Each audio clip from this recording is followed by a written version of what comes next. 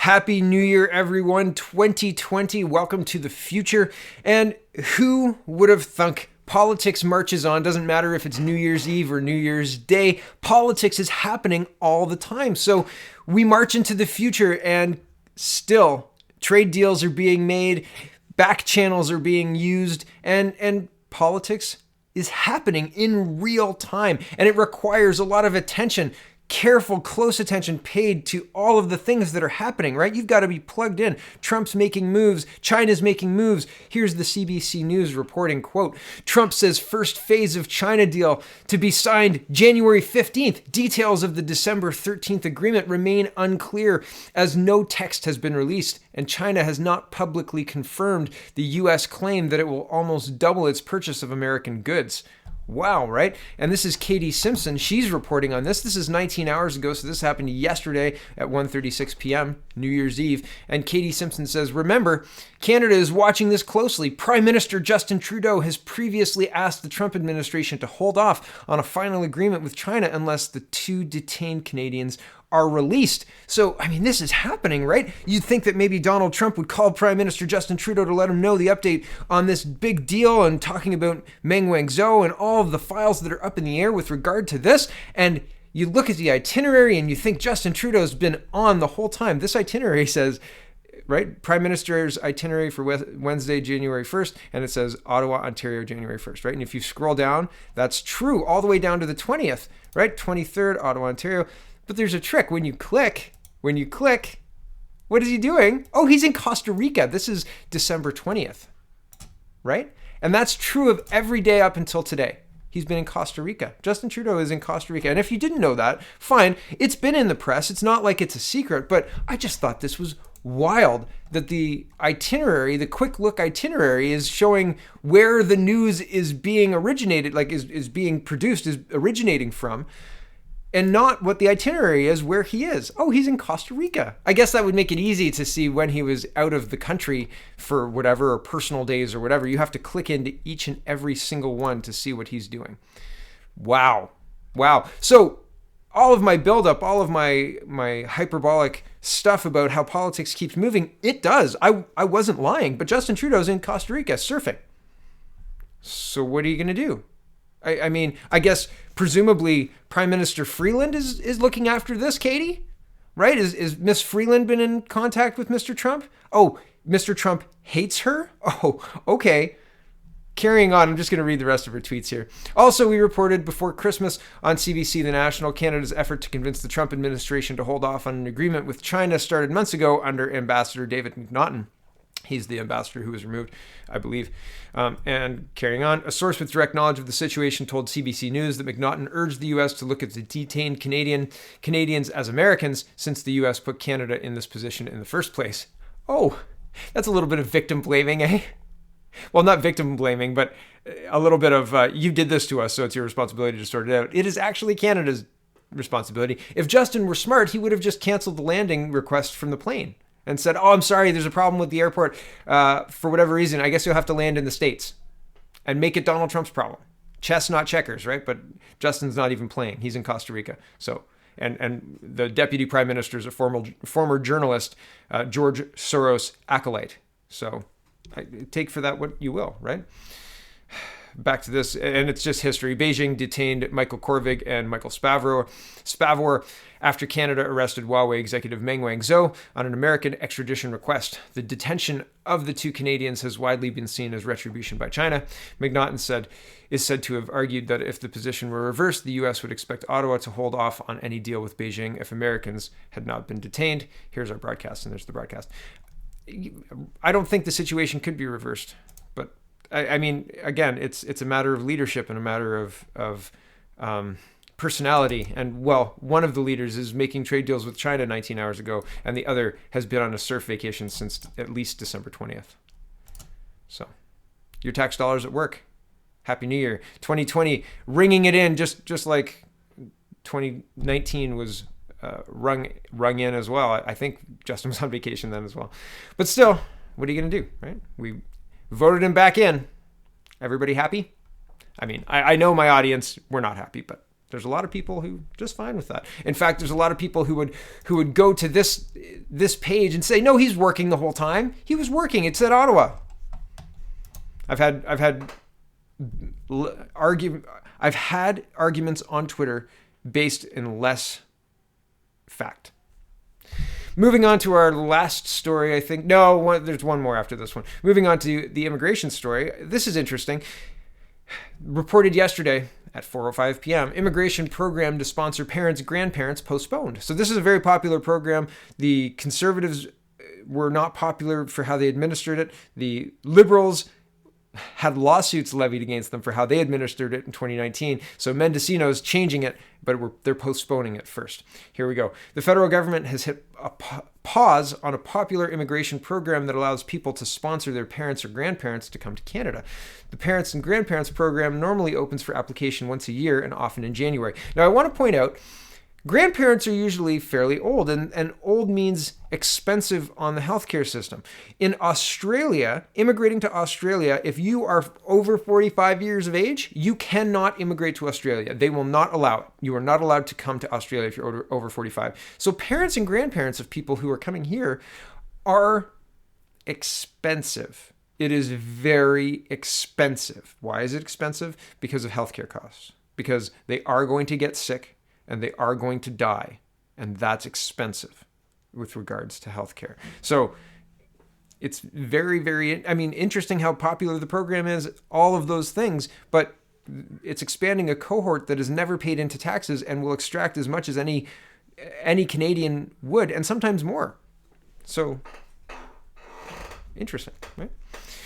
Back to this. But Immigration Minister Marco Mendocino has given notice that the application process for 2020 is being postponed. These instructions will allow the department sufficient time to complete the development of a new application intake management process for the Parents and Grandparents Sponsorship Program to be implemented in 2020. He wrote in a set of instructions published December 20th and circulated by his department to the public this week. The application process for the wildly popular program has been reworked several times in recent years following criticism and problems with the system. Applications used to be accepted on a first-come, first-served basis in person, but that system was scrapped after people effectively bought their way to the front of the line by hiring couriers to ensure their forms were at the top of the pile. That was the Harper era. The Liberals then moved to a lottery system, which was criticized for being too random, and then an online program that in 2019 saw all the spots snapped up within minutes. Yeah, it's a popular program, and Canada's only got a specific amount of spots, 20,000 spots or something like that for a few million people. It's going to take less than 10 minutes to sell those tickets per se. You know what I mean? Like if you've got a popular sporting event and it opens and then 2 minutes later all the tickets are closed or all sold. Yeah, that happens. Like, welcome to our modern world. Here's the after effects of the federal government's 2019 program, and this is CBC News reporting on May 30th. It says federal government quietly offered a settlement to halt lawsuits over immigration program. At least 70 applicants were given spots to sponsor parents, grandparents in return for dropping lawsuits. So these are people, and I reported on this at the time. I'm not going to read this right now, but the too long didn't read is people who tried to get a spot in the online lottery system, the one that basically opens and then closes when all the spots are taken. Automatically, no humans are doing that.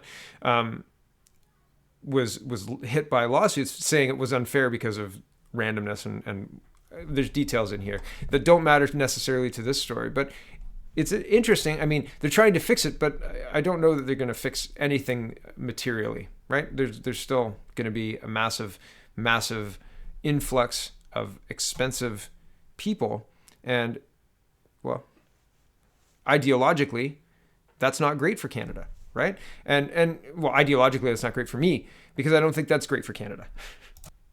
Expanding a very expensive cohort with no new money and, no hope of them contributing financially to the country, right? Like, even if they got well-paying jobs and started paying taxes in a very high tax bracket, they still most of the time wouldn't have enough time to pay back the services they're going to take out of the tax system.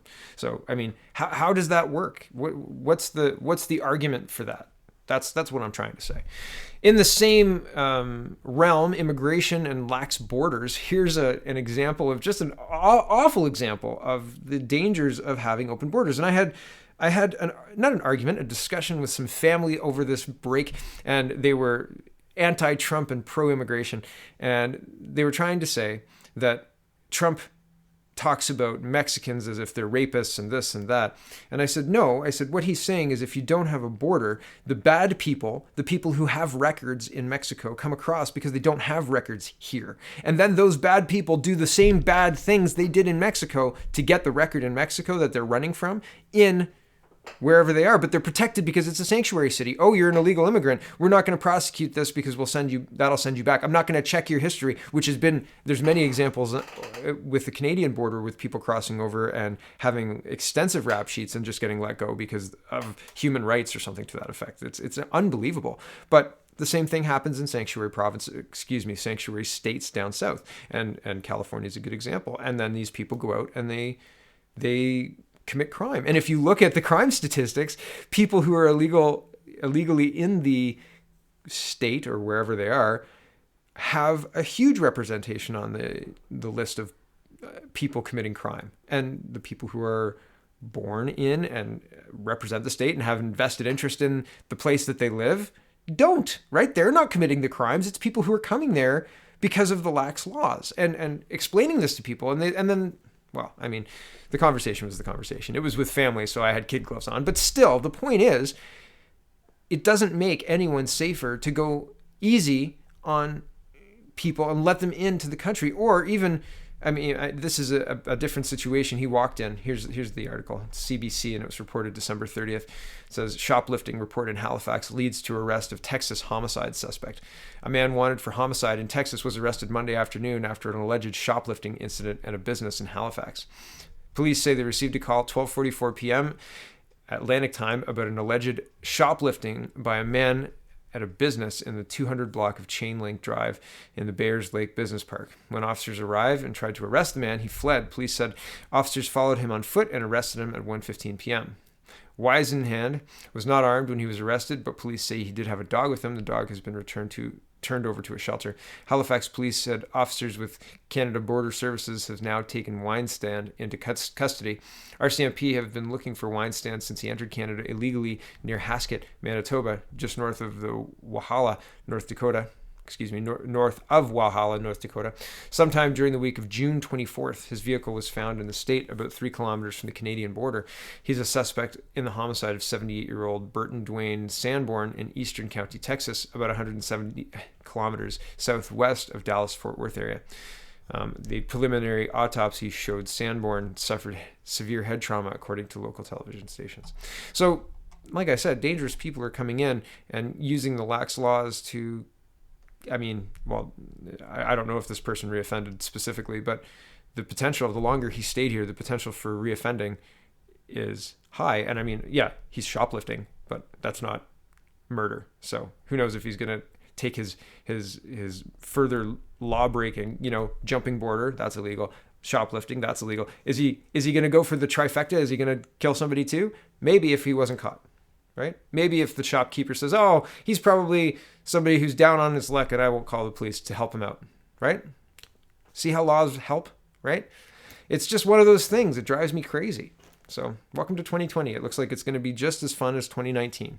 And by fun, I mean, I look at things and say, can you believe this? This is the country that we live in. And this is what's happening. This is what our countrymen are voting in. This is what people in Canada think is A-okay. Big thumbs up, Justin Trudeau. You go on vacation. You pay no attention. You let Ms. Freeland negotiate with Donald Trump and China and then continue to leave our borders open and watch our immigration programs throw Canada's wealth out, right? It doesn't make sense to me. Let's invest in our children. Let's stop having an unbelievable uptick in housing prices and food prices and taxes and cost of living because it's crippling everybody.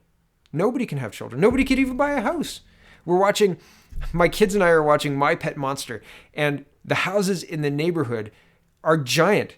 Max has a tree house, and there's not just like crushed together houses. There's a house with property on the left-hand side and the right-hand side, and then property in the backyard too, and a fence. They've got enough money for a fence and a treehouse.